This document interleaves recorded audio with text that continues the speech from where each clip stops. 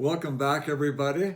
I'm Harry Langdon. I'm a celebrity photographer, and I have some wonderful stories to tell you. One of them is one of my favorites, is about Frank Sinatra. And before I get into the story, I want to tell you some things about what led me into meeting Frank Sinatra and doing his photography. When I was about 10 years old, my dad passed away. Okay, so at that point, I had to begin working. And I got some interesting jobs, and I had hobbies as well. Model airplanes, and a ham radio station, and photography was one of them. And so these were expensive hobbies. And my mom said, "Look, you're going to have to start working." So I got delivering papers and sorting bottles and things that kind of helped pay for some of these things in my hobbies. And so, lo and behold, I got a job as a busboy at a restaurant called Mazzarino's. Mazzarino's was in the San Fernando Valley in Los Angeles, and a very elegant, elite place. Catered toward Italian, maybe, the upper echelon and the Italian groups. And so I'd never worked around adults like this before. And all the patrons, celebrities came in, usually in suits and looking really dapper and debonair. And they always played music on the jukebox, by the way. And it was my job to keep putting quarters in the jukebox.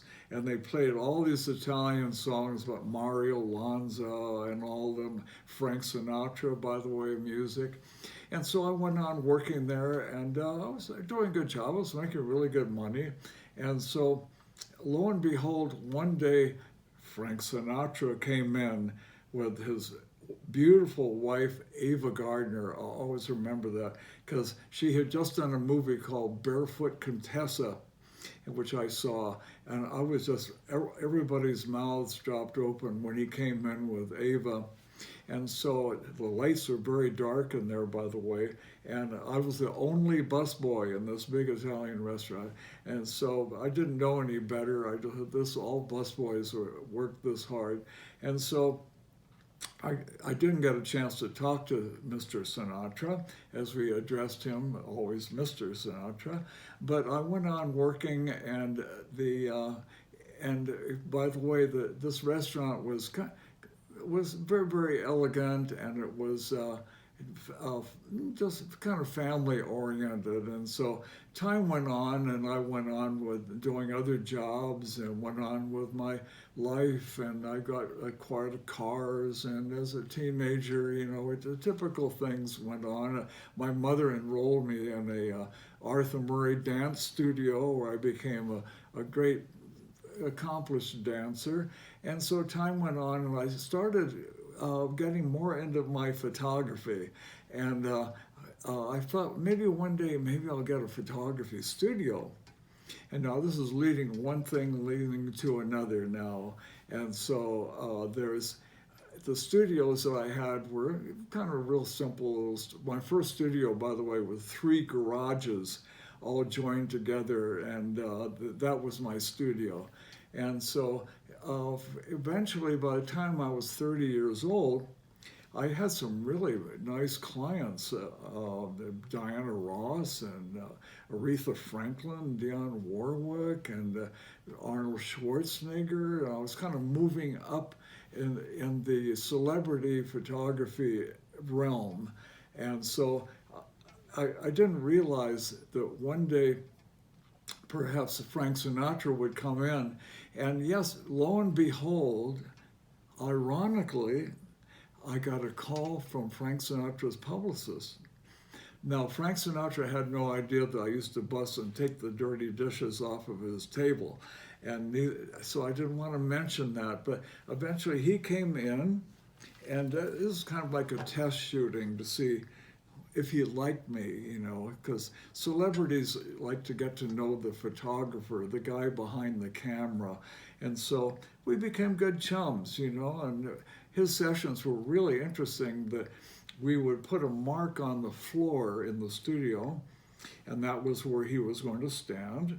got all the lights ready, and quite often we'd even hire a stand-in that would stand on that mark, a man that looked very similar to Mr. Sinatra, the hair coloring and everything, and we shoot the test shots of the stand-in. So then by the time we got ready, we said, Mr. Sinatra, you can come in now, we're ready. He would come out, and he was very accomplished, very disciplined performer, by the way, and he would come out and he'd stand on that mark, and we had to be ready, and there'd usually be one flash, maybe 2 or 3 clicks of the camera, and he would turn around and say, thank you very much, Mr. Langdon, a great shooting session, I'm going to go on. And sometimes we would have to have him come back and do another shot, because just to make sure, the film, the labs mess up or something like that. And then it was really, every time this would happen, we come back and I said, Mr. Sinatra, please, you have to come back. We're going to do another shot. And he said, weren't you ready? And I'd have to say, yeah, we were ready, but he said, I was ready. How come you weren't ready? And so it was a kind of a routine that we went through every time we did a shooting session with him. But I really enjoyed his sessions. I enjoyed the pressure and the satisfaction of getting great shots on such a famous guy. He was quite a golfer. This is he and his wife, Barbara. And so these are fun shots that we would do. And so this one was for Palm Springs Life. And he was a happy-go-lucky, had beautiful blue eyes. And so what the irony of it is, we became very close, but I never told him that I used to bust tables at Mazzarino's when he'd come in, because I thought it would kind of break the spell, and maybe he might lose some respect for me, or maybe he could gain some respect for me, by the way. So I never got a chance to mention that to him, but this is the one where somebody gave him a little dog as a gift, because he's human, even though he's so famous, but this really turned him on. This is one of his favorite shots. And so we went on doing sessions, and then one day, a fateful day call I got from his publicist, and said, Mr. Sinatra and his team members are going to do a big press announcement that they're going back on the road again. Them meaning Sammy Davis Jr., Dean Martin, and Mr. Sinatra are recreating their act, and they're going to be in Las Vegas, and they're going to be touring the country. And so I wanted to find out more details. They say it's going to be at a restaurant called Chasens. They're taking over the whole place, and it's going to be your stage for your photo shoot. And I thought, oh my goodness, this is complicated. And they said, by the way, American Express is paying the bill. This is a very important photo session, Mr. Langdon. We have the paparazzi's going to be there. There's going to be, there's other notables going to be at noontime, approximately in the afternoon at Chasens. And so I got they gave me about 2 weeks to get prepared. So we went into the Chasens, and we set up a set that would accommodate the 3 guys when they would come in. And we put marks on the floor where they were going to stand, and the moment came when they made their arrival. And of course, the paparazzi were getting shots of them outside, and Sammy Davis was, acting really kind of crazy like he always did. And nobody really knew, by the way, that Mr. Davis was quite ill at that time, and there wasn't too much longer that he passed on. And then Dean Martin was his rowdy self, and so they got the 3 of them together, and it was a lot of pressure on me, to make sure this came out well. My rapport that I gained with Mr. Sinatra, my reputation was on the line, and this all had to work perfectly. And so we got our lights all set up, and like we usually did, got everything really in preparation for their entrance. And sure enough, at probably about 1 o'clock in the afternoon, the three guys, Sammy Davis and Dean Martin and Sinatra, came in and they said, "Are you ready, Mr. Langdon?" And I obediently, so of course, Mr. Sinatra, as always, I'm perfectly prepared for this. And so they stood out there on the floor.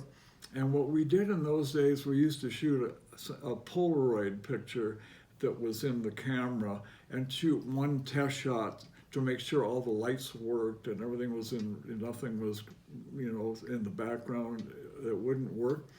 And so we did one test shot, and lo and behold, all the lights went out. Now, sometimes this happens with the strobe lights that photographers use. It puts a drain on the electric circuits. And then I said, "Okay, go turn the circuits back on, everybody.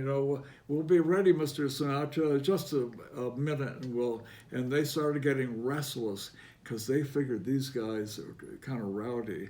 And they thought this would be a great chance to make their exit and they can go back, to their regular lives. And so now there was a room full of Sinatra's handlers. He had lawyers there. He always traveled with this team. Sammy Davis his wife was there, and there was a big crowd of people. And what I had to do is suspend their attention just long enough to get the lights back on. But we couldn't get the lights back on because a car hit a power pole out in front of Chasens. Went, "Oh God, what are we going to do?" So I'm a godly kind of a guy, and so a lot of times I count on God to solve big problems in my life. So I went in the kitchen to Chasens, which was totally dark, and I swear to God, I knelt down on the floor. I said, "Oh, please, God, forgive me for all the stuff I've done that may have brought this upon me, but get the lights back on again as soon as possible, okay?"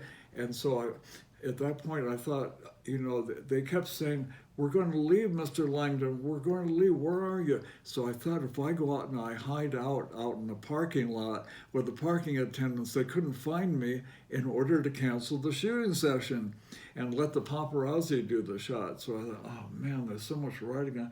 And in about 5 minutes, I looked up the street and all the lights went on. I ran back in our makeshift studio at Chase's.